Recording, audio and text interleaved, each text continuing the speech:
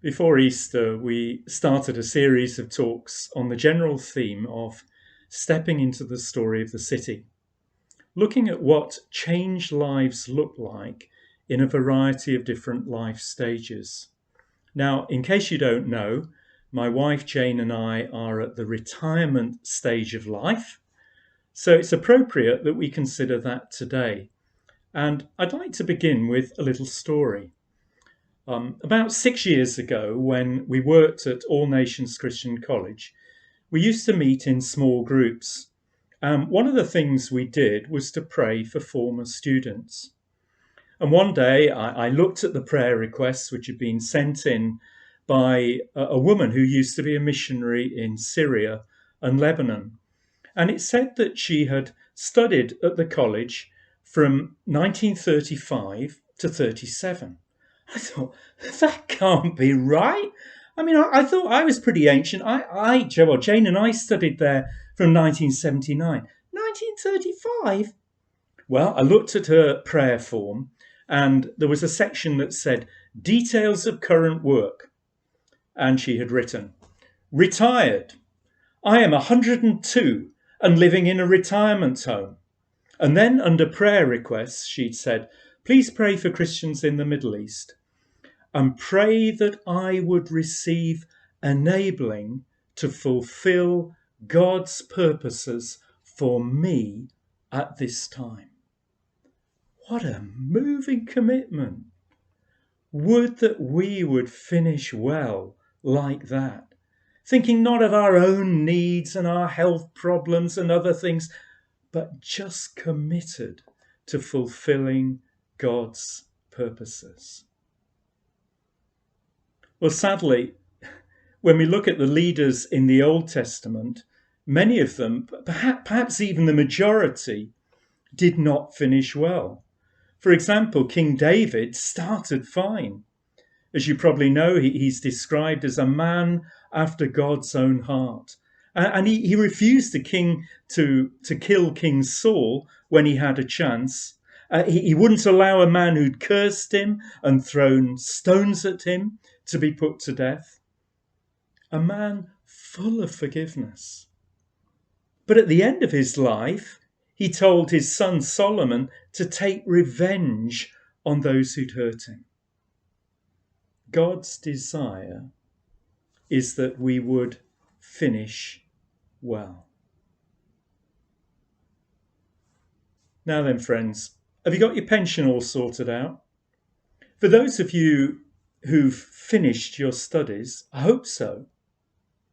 In the same way, we need to prepare a spiritual pension plan. In other words, although I'm talking about a time which for many of you might seem to be far in the future, even when you're young, you can begin to put habits and attitudes in place which will set the pattern for your retirement when you'll have more time to develop them. As the writer of the book of Ecclesiastes says in chapter 12, remember your Creator in the days of your youth, before the days of trouble come and the years approach when you'll say, I find no pleasure in them. Remember him before the silver cord is severed and the golden bowl is broken, before the pitcher is shattered at the spring and the wheel broken at the well, and the dust returns to the ground it came from, and the spirit returns to God who gave it. Now, you may have heard people say that, when they're retired, they're going to clear out the loft or sort out the shed or decorate the spare room. They have a list of things they're going to do. But don't wait until retirement to do that with your spiritual life. Start now the way you mean to go on. And so as we move on to think about how Christians should approach retirement, I'm aware that My talk is highly influenced by my own experience and my own sense of leading. So you'll have to listen to the Lord to see what this means for you. Your application of what I say will very much depend on your gifting.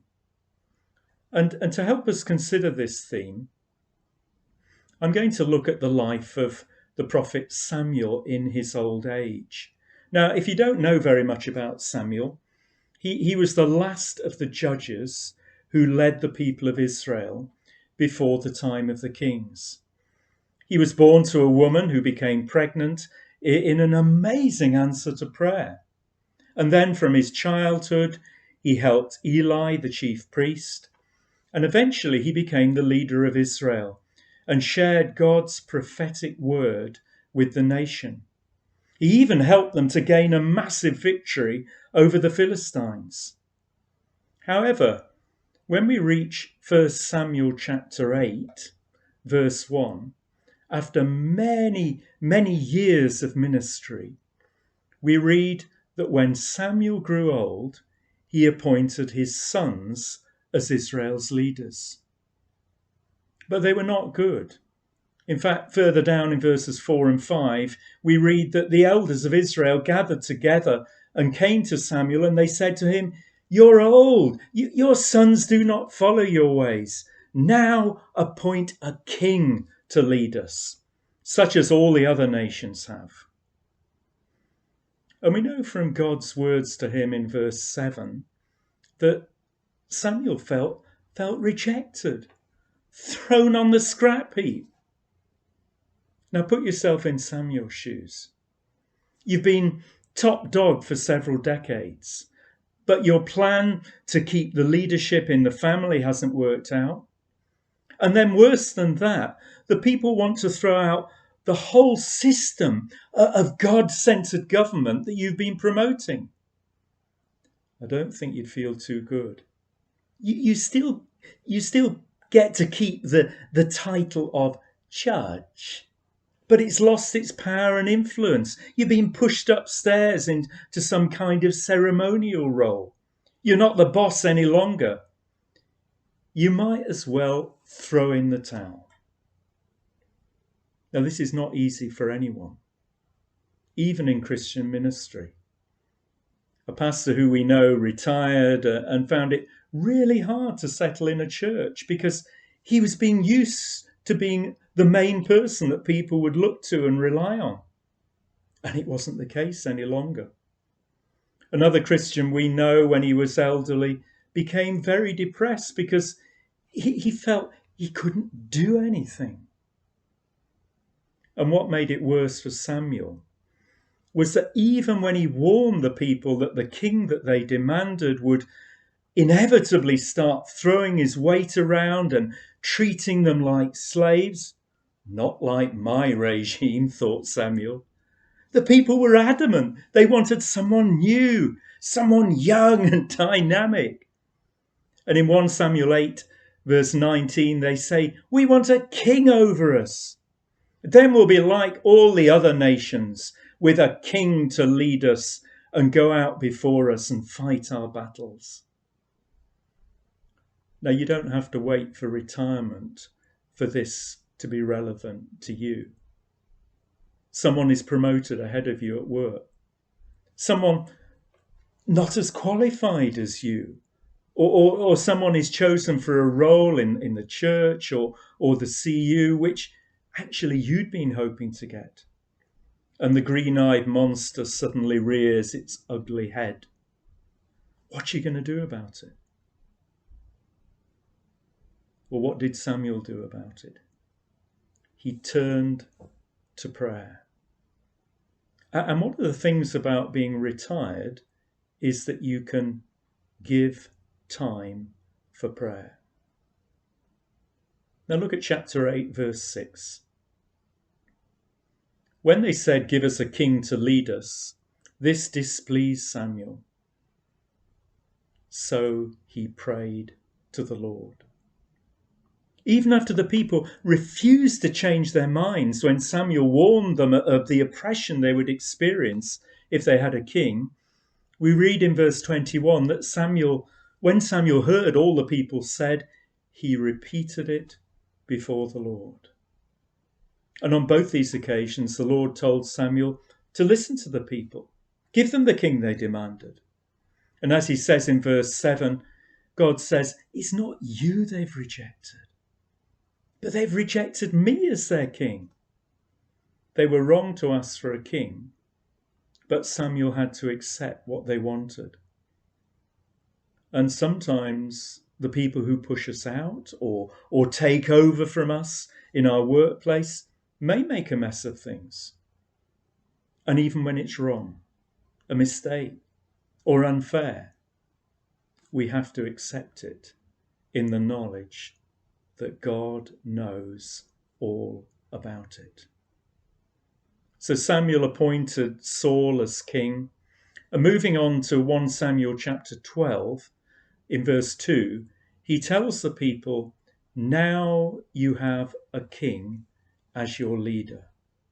As for me, I'm old and grey. In other words, I acknowledge my day in the limelight is over. He then reminds them of all the Lord had done for them. And in verse 20, he challenges them to keep following him. You've done all this evil, yet do not turn away from the Lord, but serve the Lord with all your heart. But what's Samuel's response to the people's evil plans? Look at verse 23. As for me, far be it from me that I should sin against the Lord by failing to pray for you. Far be it from me that I should sin against the Lord by failing to pray for you. In his old age, Samuel gave time to pray for the people. Actually, he was renowned for his prayer ministry. So, for example, in Psalm 99, we read that Samuel was among those who called on God's name. They called on the Lord and he answered them. Sometimes we can't do all we used to do. Some of us may not even be able to get out of the house, but we can pray.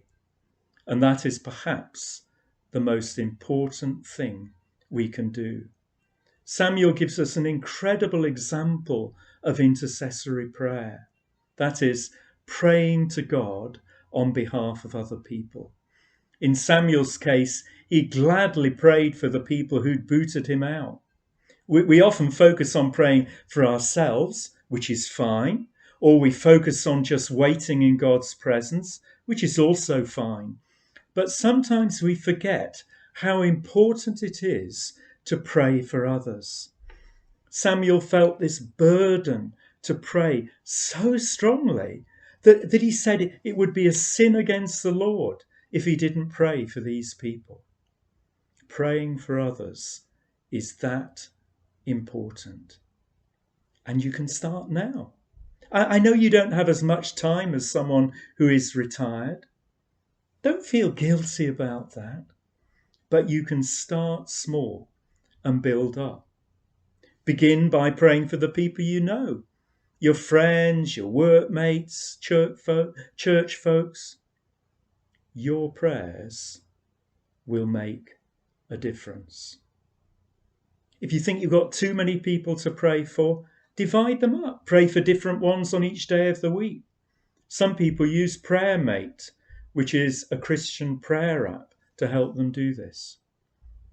This is such a vital task. Jesus prayed for people specifically. I've prayed for you, Simon, that your faith may not fail. He gave time to pray specifically for Simon Peter. The Apostle Paul loved to pray for others. He prayed for the Colossian Christians who he'd never even met. Since the day we heard about you, we've not stopped praying for you. We continually ask God to fill you with the knowledge of his will through all the wisdom and understanding that the Spirit gives. Paul prayed for his friend Timothy. Night and day, I constantly remember you in my prayers. He was in prison when he prayed for these people. He could have been full of self-pity, but he gave time to pray for others. And so the first thing we can do as we look towards retirement is to give time to prayer. The second thing we can do is we can make sure that we leave a legacy. Now, one of the moving stories which came out of our current time of lockdown has been that of Captain Tom Moore, who, as he reached 100 years old, went up and down his garden with his walker to raise money for NHS charities. But what's interesting is how many other people took up that same challenge. Disabled people, elderly people, frail people followed his example of raising money. Captain Tom left a legacy. As we go through life, and especially as we reach retirement, we need to ask ourselves, what kind of legacy are we leaving behind? Now, thinking back to Samuel, you might imagine that he was a bit of a hermit like John the Baptist who lived in the desert. But when we examine the last years of Samuel's life, we discover that he was not like this. He wasn't a lone wolf. And as we've already seen, he was well aware that the appointment of a king would have a negative effect on Israelite society in the years to come. Consequently, prophets who could proclaim God's word and challenge injustice and idolatry would be more and more necessary. And so it's not surprising that in Samuel's old age, for the very first time, we read of groups of prophets. For example, in 1 Samuel chapter 10, we read of a procession of prophets. And then in chapter 19, verse 20, we read of a group of prophets prophesying with Samuel standing there as their leader.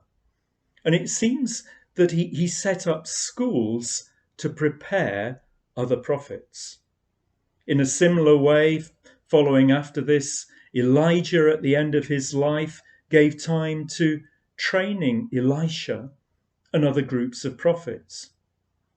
And as a result, their ministries were much more valuable because they continued in the lives of those they'd worked with. Jesus trained his 12 disciples to take on the kingdom ministry. Paul trained Timothy and kept following him up by means of letters. In the same way, no matter what stage we are at in our lives, we need to be thinking about our legacy, and in particular, who and what we're leaving behind. By our prayers and by our conscious actions, we should be preparing people who can take the work on. And this is especially important at this time as we look towards a great ingathering in the church. You don't have to be retired to start thinking about this. Within the church, whether in the life group or the worship band or compassion ministry, we should be seeking to encourage others to take responsibility and develop their skills. As you keep your eyes open for those who can help in this way, you may discover that you'll tend to attract people with a similar gifting or similar personality to yourself. Those are the people you can begin with. The older you become, the more responsibility you have in the church, the more you should be thinking of your legacy. And this is so consistent with the vineyard value that everybody gets to play. You see, my place in the church is not all about me meeting my needs, using my gifts. It's about helping everybody to get to play and to develop in the work of the kingdom. Now, to return to Samuel, we see that his life of service to the Lord and to the people of Israel eventually came to an end. In 1 Samuel chapter 5, we read that Samuel died and all of Israel assembled and mourned for him. And that reminds us that we need to be ready for death. We're not immortal, as this COVID crisis has reminded us all too painfully. And so as we come into land today, it's good to remember our heavenly hope. When the Apostle Paul was approaching the end of his life, he shared his testimony with Timothy, to whom he'd passed on his legacy. Listen to what he says in 2 Timothy chapter 4, verse 6. I'm already being poured out like a drink offering, and the time for my departure is near. I've fought the good fight. I've finished the race. I've kept the faith. Now there is in store for me the crown of righteousness, which the Lord, the righteous judge, will award to me on that day. And not only to me, but also to all who've longed for his appearing. We give time to prayer. We leave a legacy, but we remember that every day which passes is one day closer to the time when we receive the crown of righteousness, something given to all who long to meet Jesus.